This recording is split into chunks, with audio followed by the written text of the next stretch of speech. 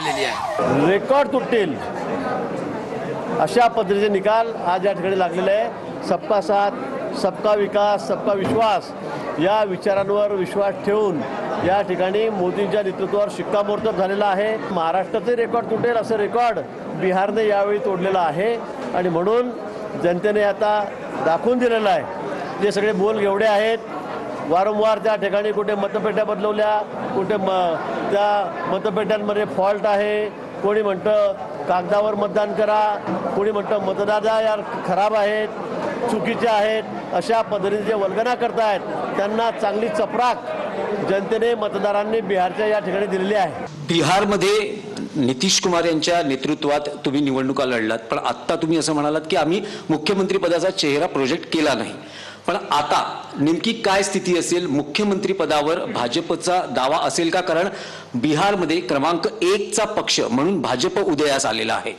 नाही, मागच्या वेळी सुद्धा आम्ही क्रमांक 1 होतो, तरी सुद्धा आम्ही नितीशजींना मुख्यमंत्री केलं होतं। मला वाटतं हा निर्णय आमचं पार्लमेंटरी बोर्ड केंद्रातले नेते घेत असतात, त्यामुळे ते उद्या परवा याची चर्चा करून निर्णय नितीशजींबरोबर बोलून करतील।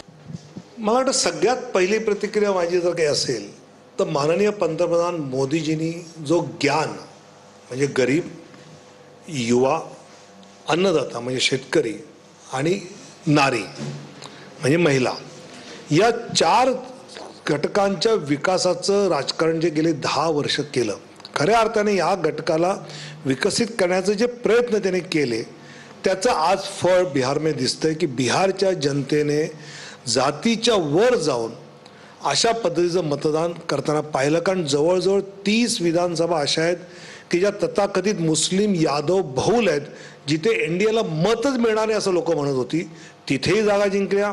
जातीयवाद के विरोध में और बिहार में जो डबल इंजन की सरकार ने जो प्रगति और विकास करके दिया है, उसी बात का समर्थन बिहार की जनता ने किया है। पिछले 10 साल में हमारी सरकार ने जो कार्य किया मोदी जी के और नीतीश कुमार के नेतृत्व में, उसको सफलता मिली है और बिहार की जनता ने यह ऐतिहासिक जीत एनडीए को दी है।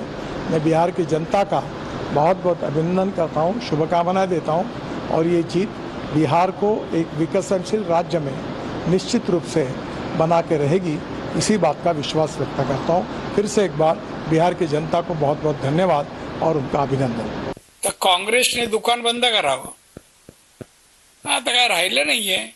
महाराष्ट्रात उद्धव ठाकरेंनी दुकान बंद करावं जसं तसं तिथे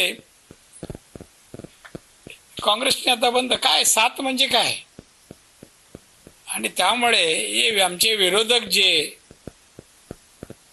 नुसतं विरोधाला विरोध म्हणून करतायत ते आता बंद केलं पाहिजे। बिहारच्या निवडणुकीमुळे एक धडा घ्यावा आमच्या विरोधकांनी आणि गप्प बसावं। तर एनडीएला प्रचंड बहुमत मिळालेलं आहे आणि महाराष्ट्राप्रमाणेच बिहारचेही विधानसभेचे निकाल आता हाती आलेले आहेत। आपण पाहतोय यामध्ये बिहारमध्ये पुन्हा एकदा पंतप्रधान मोदींचा करिश्मा पाहायला मिळालाय। निकालाची वैशिष्ट्ये आपण पाहूयात। बिहारमध्ये महाराष्ट्राप्रमाणेच लाडक्या बहिणी एनडीएच्या बाजूने उभ्या राहिल्या। निवडणुकीआधी 1,30,00,000 महिलांच्या खात्यांमध्ये प्रत्येकी 10,000 जमा झाले। त्यामुळे विकासाचा नारा बिहारच्या जातीय समीकरणावर चांगलाच भारी पडला। 100हून अधिक बंडखोरांना शहांनी स्वतः भेटून शांत केलं, त्याचाही एक परिणाम पाहायला मिळतोय। तर प्रत्येक जिल्ह्याच्या प्रमुख पदाधिकाऱ्यांसोबत अमित शहांनी बैठका घेतल्या। महाराष्ट्राप्रमाणेच बिहारमध्ये या लाडक्या बहिणी एनडीएच्या बाजूने उभे राहिल्यामुळे हा निकाल भाजपच्या एनडीएच्या बाजूने लागला। तर आज संध्याकाळी पंतप्रधान मोदी भाजप मुख्यालयामध्ये जाणार आहेत। भाजप मुख्यालयात कार्यकर्त्यांना ते संबोधित करणार आहेत। आज एनडीएनं जो घवघवीत विजय मिळवलेला आहे त्या पार्श्वभूमीवर मोदी आता काय बोलतात ते पाहणं महत्त्वाचं असणार आहे। भाजप मुख्यालयात संध्याकाळी ते कार्यकर्त्यांना संबोधित करणार आहेत।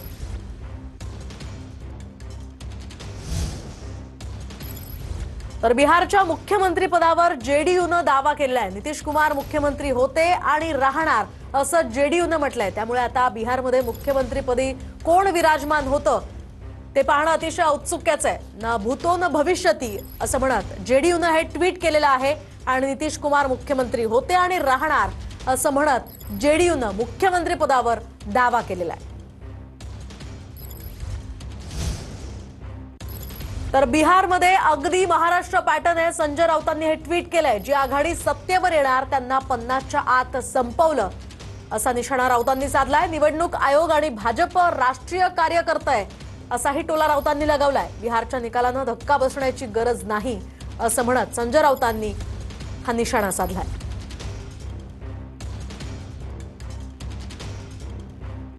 नेमकं काय ट्विट संजय राऊतांनी केलंय सविस्तर पाहूयात. बिहारच्या विधानसभा निवडणुका निकालानं धक्का बसण्याची गरज नाही. निवडणूक आयोग आणि भाजप यांचे हातात हात घालून राष्ट्रीय कार्य सुरू होते आणि ते पाहता यापेक्षा वेगळा निकाल लागणं शक्य नव्हतं. एकदम महाराष्ट्र पॅटर्न. जी आघाडी सत्तेवर येणार याची खात्री होती की त्यांना 50च्या आत संपवलं.